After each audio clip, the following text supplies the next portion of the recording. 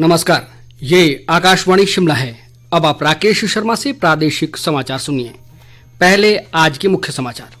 केंद्रीय मंत्रिमंडल ने आत्मनिर्भर भारत पैकेज के तहत घोषित 6,28,000 करोड़ रुपए के प्रोत्साहन पैकेज को दी मंजूरी। मुख्यमंत्री जयराम ठाकुर ने प्राकृतिक खेती पर आयोजित राष्ट्रीय वेबिनार को किया संबोधित। नीति आयोग ने प्राकृतिक खेती को लेकर हिमाचल के प्रयासों को सराहा। प्रदेश में उपचुनाव व अगले वर्ष होने वाले विधानसभा चुनावों को लेकर भाजपा व कांग्रेस तैयारियों में जुटी। और प्रदेश में पहली से 9 जुलाई तक केवल 45 वर्ष से अधिक आयु वर्ग के लाभार्थियों को ही लगेगी कोरोना वैक्सीन। 18 वर्ष से अधिक आयु वर्ग के लिए सरकारी केंद्रों पर निशुल्क राष्ट्रव्यापी कोविड टीकाकरण अभियान जारी है। युवा श्रोताओं से हमारा आग्रह है कि स्वयं कोविड रोधी टीका लगवाएं और अन्य लोगों को भी इसके लिए प्रोत्साहित करें। कोविड स्वास्थ्य के लिए खतरा बना हुआ है, ऐसे में एहतियाती उपायों के पालन में कोताही ना बरतें। जब तक जरूरी ना हो घर से बाहर ना निकलें और इन 3 आसान उपायों का पालन करें। मास्क लगाएं, 2 गज की सुरक्षित दूरी बनाए रखें, हाथ और मुंह साफ रखें। कोविड संबंधी जानकारी और मार्गदर्शन के लिए राष्ट्रीय हेल्पलाइन नंबर 011-2397-8046 और 1075 पर संपर्क करें। अब समाचार विस्तार से। केंद्रीय मंत्रिमंडल ने आत्मनिर्भर भारत पैकेज के तहत सोमवार को वित्त मंत्री निर्मला सीतारमण द्वारा घोषित 6,28,000 करोड़ रुपए के प्रोत्साहन पैकेज को मंजूरी दे दी है। सूचना और प्रसारण मंत्री प्रकाश जावड़ेकर ने आज मंत्रिमंडल की बैठक के बाद नई दिल्ली में संवाददाता सम्मेलन में ये जानकारी दी। उन्होंने बताया कि 2,60,000 करोड़ रुपए की ऋण गारंटी योजना को भी स्वीकृति दे दी गई है। इसमें कोविड प्रभावित क्षेत्रों के लिए 1,10,000 करोड़ रुपए और आपात क्रेडिट लाइन गारंटी योजना के लिए 1.5 लाख करोड़ रुपए की राशि शामिल है। उन्होंने बताया कि इस ऋण पर ब्याज की दर 7 से 8.25% होगी। सरकार ने प्रधानमंत्री गरीब कल्याण अन्न योजना को इस वर्ष मई से बढ़ाकर नवंबर तक किए जाने की घोषणा को भी मंजूरी दे दी है। इस योजना पर वर्तमान वित्त वर्ष के दौरान 93,000 करोड़ रुपए से अधिक की राशि खर्च की जाएगी। केंद्रीय वित्त राज्य मंत्री अनुराग ठाकुर ने कहा है कि वित्त मंत्रालय द्वारा घोषित 6,28,993 करोड़ रुपए के पैकेज से पर्यटन, छोटे उद्योगों, कृषि व स्वास्थ्य सेवा क्षेत्रों को लाभ मिलने के साथ रोजगार व स्वरोजगार के अवसर सृजित होंगे। उन्होंने कहा कि हिमाचल प्रदेश की अर्थव्यवस्था में पर्यटन और इससे जुड़े उद्योगों का महत्वपूर्ण योगदान है। अनुराग ठाकुर ने कहा कि कोविड महामारी से प्रभावित पंजीकृत टूरिस्ट गाइड और ट्रेवल टूरिज्म स्टेक होल्डर्स को इस पैकेज में सरकार द्वारा वित्तीय मदद देने का प्रावधान किया गया है। उन्होंने कहा कि इसमें लाइसेंस धारक टूरिस्ट गाइड को 1 लाख और टूरिस्ट एजेंसी को 10 लाख रुपए का ऋण दिया जाएगा। केंद्रीय मंत्री ने कहा कि स्वास्थ्य क्षेत्र के लिए 50,000 करोड़ जबकि अन्य क्षेत्रों के लिए 60,000 करोड़ रुपए की व्यवस्था की गई है। उन्होंने कहा कि केंद्र सरकार के इन प्रयासों से आर्थिक गतिविधियों को तेज करने, उत्पादन और निर्यात बढ़ाने व रोजगार सृजन में सहायता मिलेगी। प्रदेश में प्राकृतिक खेती को बढ़ावा देने और किसानों की आय दोगुना करने के लिए राज्य सरकार प्राकृतिक खेती खुशहाल किसान योजना लागू कर रही है। मुख्यमंत्री जयराम ठाकुर ने आज शिमला में छोटे व सीमांत किसानों के लिए प्राकृतिक खेती मिशन विषय पर आयोजित राष्ट्रीय वेबिनार को संबोधित करते हुए ये बात कही। उन्होंने कहा कि इस खेती से फसलों की पैदावार बढ़ेगी और किसानों की लागत में भी कमी आएगी। मुख्यमंत्री ने कहा कि प्रदेश सरकार द्वारा राज्य में प्राकृतिक खेती को बढ़ावा देने के लिए उठाए गए कदमों की नीति आयोग ने सराहना की है। जयराम ठाकुर ने कहा कि प्रदेश में 9,61,000 किसानों को प्राकृतिक खेती अपनाने के लिए प्रयास किए जा रहे हैं और 1.25 लाख किसान पहले ही इस खेती का प्रशिक्षण हासिल कर चुके हैं। इस अवसर पर कृषि मंत्री वीरेंद्र कंवर ने कहा कि राज्य में सुभाष पालेकर प्राकृतिक खेती को बड़े पैमाने पर बढ़ावा दिया जा रहा है। वेबिनार में नीति आयोग के उपाध्यक्ष डॉक्टर राजीव कुमार ने हिमाचल में प्राकृतिक खेती को बढ़ावा देने के प्रयासों की सराहना करते हुए आयोग की तरफ से हर संभव सहायता देने की बात कही। वेबिनार में प्राकृतिक खेती के जनक पद्मश्री सुभाष पालेकर भी विशेष तौर पर शामिल हुए।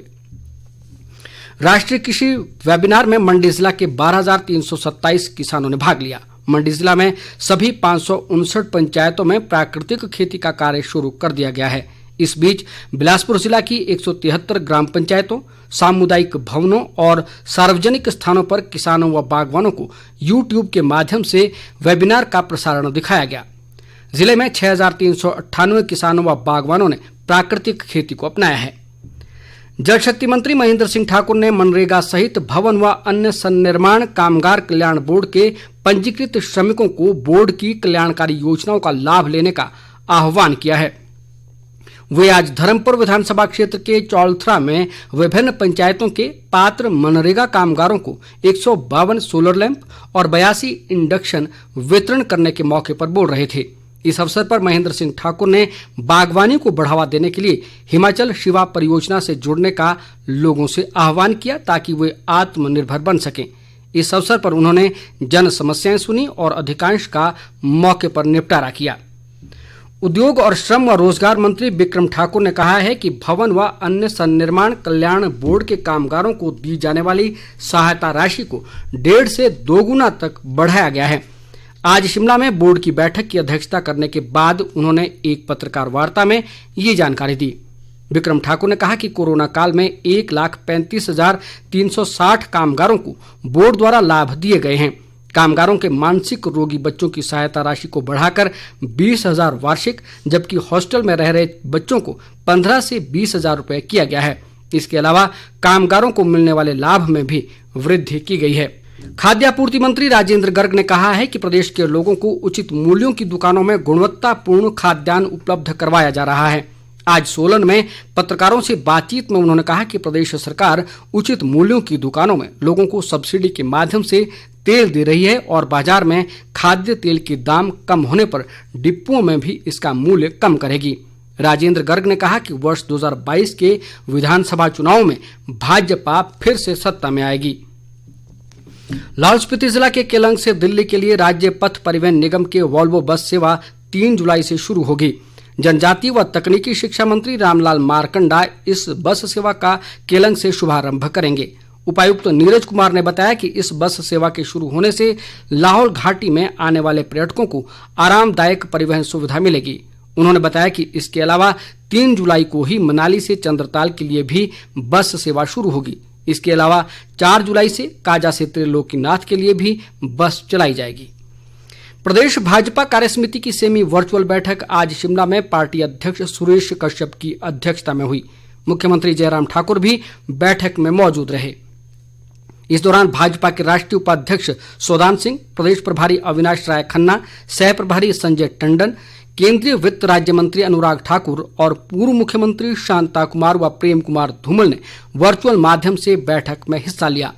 बैठक को संबोधित करते हुए सुरेश कश्यप ने कहा कि प्रदेश में होने वाले उपचुनाव के दौरान सरकार व संगठन हर चुनौती का सामना करेंगे और तीनों उपचुनाव में भाजपा को जीत हासिल होगी। बैठक में मुख्यमंत्री ने कहा कि कांग्रेस ने कोविड के दौर में केवल राजनीतिक उद्देश्य से ही काम किया है और वो केवल सत्ता सुख पाने का लक्ष्य रखती है। जयराम ठाकुर ने कहा कि कांग्रेस के पास सरकार के खिलाफ कोई मुद्दा नहीं है और बेरोजगारी व महंगाई उसके समय में भी थी। उधर प्रदेश कांग्रेस सचिव प्रभारी संजय दत्त ने पार्टी नेताओं को भाजपा की जनविरोधी नीतियों से लोगों को अवगत करवाने के लिए मुहिम चलाने को कहा है। शिमला स्थित पार्टी मुख्यालय राजीव भवन में NSUI, अल्पसंख्यक विभाग, इंटक, युवा कांग्रेस और सोशल मीडिया विभाग के पदाधिकारियों के साथ आयोजित बैठक में उन्होंने कहा कि प्रदेश में भाजपा सरकार चुनावों की तैयारियों में जुटी है और कोरोना महामारी के दौरान सरकार ने किसी भी वर्ग की कोई मदद नहीं की। संजय दत्त ने कहा कि देश में बढ़ती महंगाई व बेरोजगारी से आम लोग परेशान हैं और देश की अर्थव्यवस्था निम्न स्तर से भी नीचे चली गई है। उन्होंने कहा कि प्रदेश में 3 उपचुनाव और अगले साल होने वाले विधानसभा चुनाव में कांग्रेस विजय हासिल करेगी, जिसके लिए पार्टी के सभी विभागों के कार्यकर्ताओं को एकजुट होकर मैदान में उतरना होगा। प्रदेश में 1 से 9 जुलाई तक केवल ए श्रेणी यानी 45 वर्ष से अधिक आयु वर्ग के लाभार्थियों के लिए ही टीकाकरण सत्र आयोजित किए जाएंगे। स्वास्थ्य विभाग के एक प्रवक्ता ने बताया है कि इस वर्ग के सभी पात्र लाभार्थियों को कोविशील्ड की पहली व दूसरी खुराक लगाने के लिए जिलों में वैक्सीन की उपलब्धता के आधार पर निर्णय लिया गया है। प्रदेश में आज कोरोना संक्रमण के 143 नए मामले आए हैं, जबकि इस दौरान 169 लोग कोरोना से स्वस्थ भी हुए हैं। प्रदेश में कोरोना के कुल मामलों की संख्या 2,02,123 तक पहुंच गई है, जिनमें 1,625 सक्रिय मामले हैं। प्रदेश में आज 2 लोगों की कोरोना से मृत्यु हुई और इसके साथ ही प्रदेश में कोरोना से मरने वालों की संख्या 3,463 तक पहुंच गई है। उच्चतम न्यायालय ने राष्ट्रीय आपदा प्रबंधन प्राधिकरण NDMA को कोविड के कारण जान गंवाने वालों के परिजनों को अनुग्रह राशि के भुगतान के लिए दिशा निर्देश तय करने को कहा है। न्यायमूर्ति अशोक भूषण की अध्यक्षता में 3 न्यायाधीशों की पीठ ने NDMA को 6 सप्ताह के अंदर अनुग्रह की राशि तय करने के निर्देश दिए। न्यायालय ने ये आदेश कोरोना संक्रमण के शिकार हुए लोगों के परिवारों के लिए 4-4 लाख रुपए अनुग्रह राशि की मांग की याचिका पर दिया है। अंत में मुख्य समाचार एक बार फिर। केंद्रीय मंत्रिमंडल ने आत्मनिर्भर भारत पैकेज के तहत घोषित 6,28,000 करोड़ रुपए के प्रोत्साहन पैकेज को दी मंजूरी। मुख्यमंत्री जयराम ठाकुर ने प्राकृतिक खेती पर आयोजित राष्ट्रीय वेबिनार को किया संबोधित। नीति आयोग ने प्राकृतिक खेती को लेकर हिमाचल के प्रयासों को सराहा। प्रदेश में उपचुनाव व अगले वर्ष होने वाले विधानसभा चुनावों को लेकर भाजपा व कांग्रेस तैयारियों में जुटी। और प्रदेश में 1 से 9 जुलाई तक केवल 45 वर्ष से अधिक आयु वर्ग के लाभार्थियों को ही लगेगी कोरोना वैक्सीन। इसके साथ ही समाचार बुलेटिन समाप्त हुआ। नमस्कार।